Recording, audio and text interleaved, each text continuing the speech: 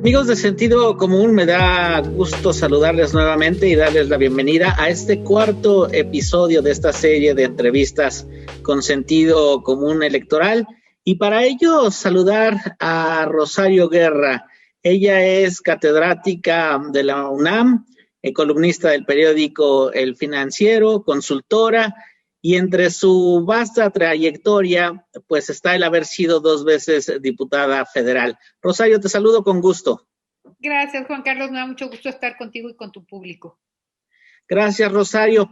Bueno, pues a partir de tu conocimiento y trayectoria en el ámbito legislativo, me gustaría que analizáramos un poco los resultados de la jornada electoral justamente en ese sentido, lo que fue la renovación de la Cámara de Diputados. Lo primero que me gustaría preguntarte sería, ¿crees que Morena perdió ganando? De alguna manera sí, porque, fíjate, ganaste, pero tienes un problema enfrente. En Cámara de Diputados, sin duda, ganaste la mayoría simple o tus aliados, ni siquiera la mayoría por ti mismo, pero no ganaste la mayoría constitucional, es decir, las 2/3 partes. Por lo tanto, la Cámara de Diputados va a poder estar haciendo frenos a las leyes que resulten inconstitucionales a través de pedir la revisión constitucional en la Suprema Corte de Justicia, aun cuando por mayoría simple saques las reformas. Esto sugeriría que debería haber una negociación con las nuevas fuerzas y la nueva composición del Congreso, como se ha dado siempre, pues en el ámbito político, en la nueva pluralidad que vive el país. Pero no lo percibo así. O sea, él está muy contento de haber ganado 11 gubernaturas.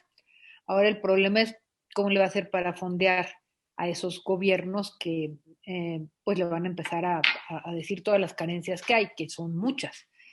Y la otra es que enfrenta además al resto de los estados que pues ya le han dicho y le han planteado y vuelto a plantear que se rehaga el pacto fiscal porque pues, no les alcanza y no tienen, ¿no? Y esa fue la bandera, por ejemplo, del candidato ganador en Nuevo León. Entonces vamos viendo que aquí el tema político se vincula también mucho al tema económico.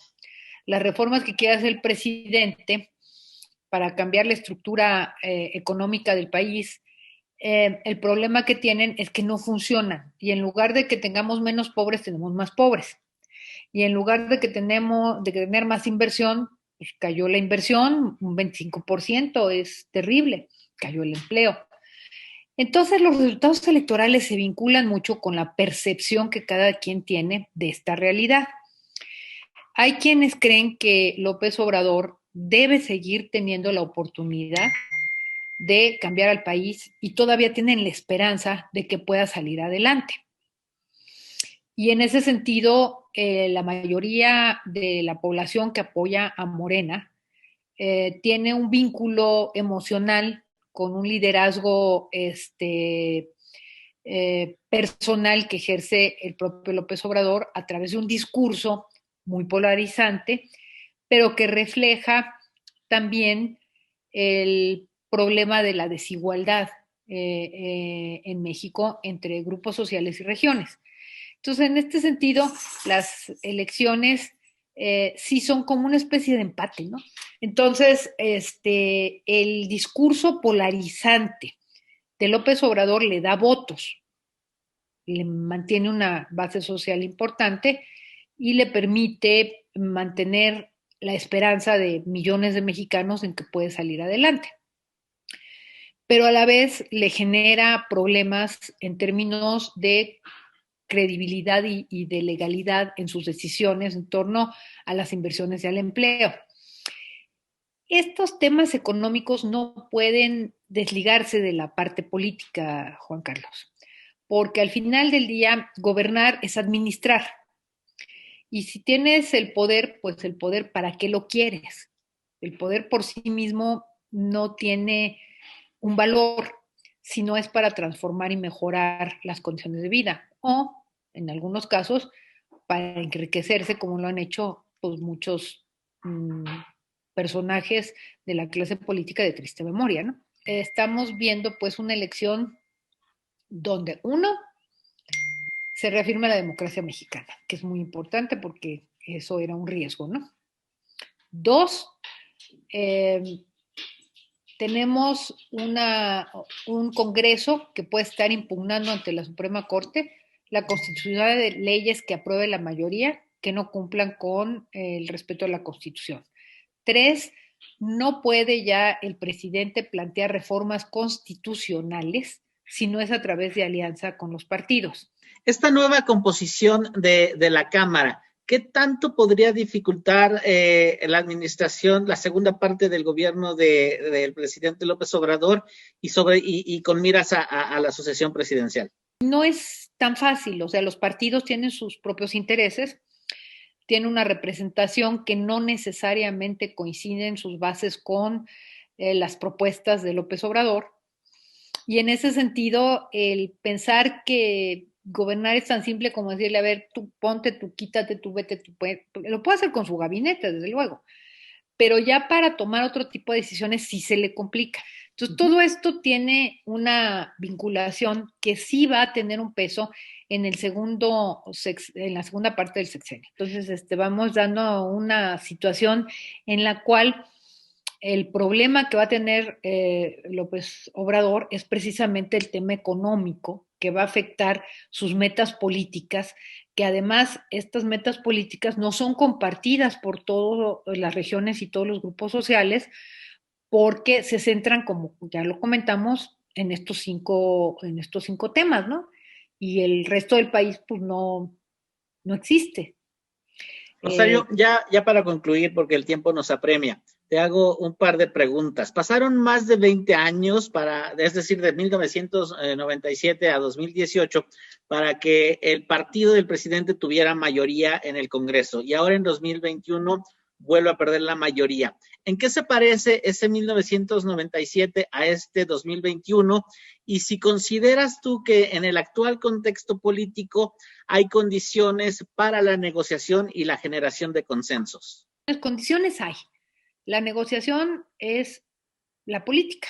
La política es precisamente negociar para lograr acuerdos y poder impulsar un proyecto común.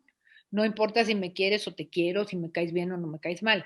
Lo que importa es una meta común para que en torno a esa meta se hagan las alianzas para sacar adelante un proyecto que pueda beneficiar a la mayoría de la sociedad.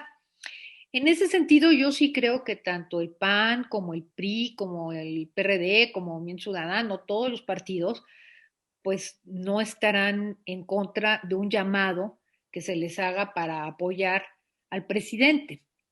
El problema es en qué, cómo, cuál es el proyecto, cuál es ese proyecto común que vamos a compartir si el discurso ha sido polarizante, si se ha dividido la sociedad.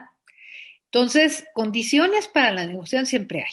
Y los políticos, pues a eso se dedican y eso hacen.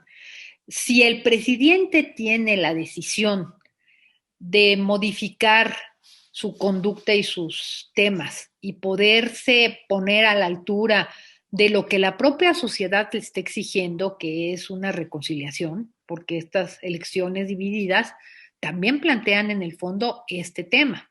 Entonces, ese es el problema de qué vamos a negociar, ¿no? O sea, porque no es que estemos divididos nada más porque sí. Estamos divididos porque hay dos visiones diferentes de país, hay dos cuestiones que se han polarizado y que han confrontado a los mexicanos. Y no estamos acostumbrados a eso, Juan Carlos. Todos los presidentes eran líderes de la nación. Todos los presidentes, unos más, otros menos, unos buenos, otros malos, unos corruptos, otros serios, todos hacían un llamado a la unidad nacional. Todos los presidentes querían representar a todos los mexicanos y abrían las puertas para todos los grupos. Hoy las tienen cerradas las feministas, las tienen cerradas los niños con cáncer, las tienen cerradas las mujeres que padecen violencia, etcétera, ¿no? Entonces, bueno, pues es muy difícil ponerse de acuerdo en los temas que vamos a apoyar si no hay un proyecto claro de lo que quieres hacer. Y esa es la conducción que López Obrador tiene que definir para poder establecer una negociación. Si no tiene interés en establecer una negociación, pues no habrá negociación. ¿Por qué? Porque no hay algo que se pueda compartir. Y él seguirá con un proyecto pese a las limitaciones que pueda tener y dentro de los márgenes de maniobra que pueda él mismo encontrar. Pero esto no lo tengo claro, Juan Carlos. Rosario, aprecio mucho que hayas compartido, como siempre, tu muy interesante análisis sobre lo que ocurrió en esta jornada electoral. Muchísimas gracias. De nada, Juan Carlos, y una felicitación por tu labor.